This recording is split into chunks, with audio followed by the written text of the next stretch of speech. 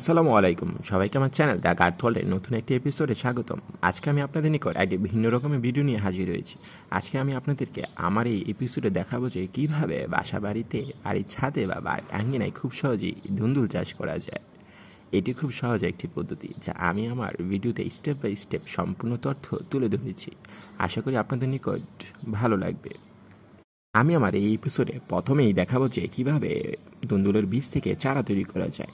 এটি একটি প্রথম ধাপ, এটি ছাড়া পরবর্তী কার্যক্রম পরিচালনা করা যায় না। তাই আজকে আমরা প্রথমেই দেখব যে কীভাবে খুব সহজেই ধুন্দুলের বীজ থেকে চারা তৈরি করা যায়। সম্পূর্ণ তথ্য পেতে ভিডিওটি সবাই শুরু থেকে শেষ পর্যন্ত দেখবেন এবং লাইক, কমেন্ট ও সাবস্ক্রাইব করে পাশে থাকবেন। তাহলে আসুন শুরু করা যাক। ধুন্দুলের বীজ থেকে চারা তৈরি করার জন্য প্রথমে ভালো উন্নত মানের ধুন্দুলের বীজ সংগ্রহ করতে হবে। এর জন্য আপনারা চাইলেই সরবরাহকারী বা যে কোনো বাজার থেকে সংগ্রহ করতে পারেন।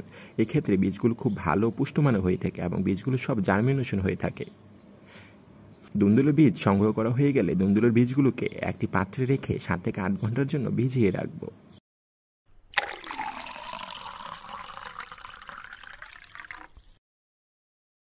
পরবর্তীতে একটি ঢাকনাযুক্ত বক্স নিতে হবে এবং একটি টিস্যু পেপার নিব এবং ভিজানো বীজগুলোকে এক এক করে টিস্যু পেপারের উপরে সারিবদ্ধভাবে সাজিয়ে রাখব।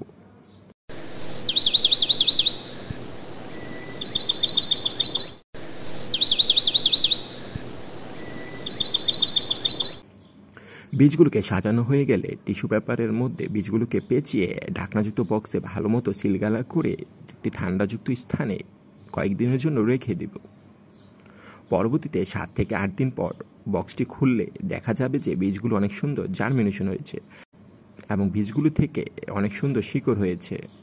পরবর্তীতে বীজগুলোকে রোপণ করার জন্য আমি একটি বীজতলা তৈরি করেছি এবং জার্মিনেশনকৃত বীজগুলোকে এক এক করে প্রস্তুতকৃত মাটিতে সুন্দর করে রোপণ করতে হবে এবং এক্ষেত্রে খেয়াল রাখতে হবে বীজগুলো যাতে মাটির 1 ইঞ্চি গভীরে রোপণ করা হয়ে থাকে।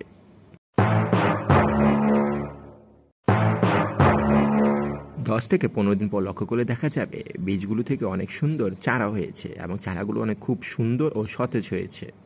এইভাবেই খুব সহজেই বীজ থেকে চারা তৈরি করা যায়। এটি খুব সহজ একটি পদ্ধতি, আপনি চাইলে অবশ্যই পারবেন, চেষ্টা করুন। পরবর্তীতে কীভাবে ধুন্দুলের চারা থেকে গাছকে বড় করতে হয় এবং কি কি সার দিতে হয় এবং কিভাবে বাম্পার ফলন পেতে হয়, এর জন্য আমি পরবর্তী ভিডিওটি দেখার জন্য আপনাদেরকে অনুরোধ করব, যা আমি আমার পরবর্তী ভিডিওতে সম্পূর্ণরূপে তুলে ধরেছি।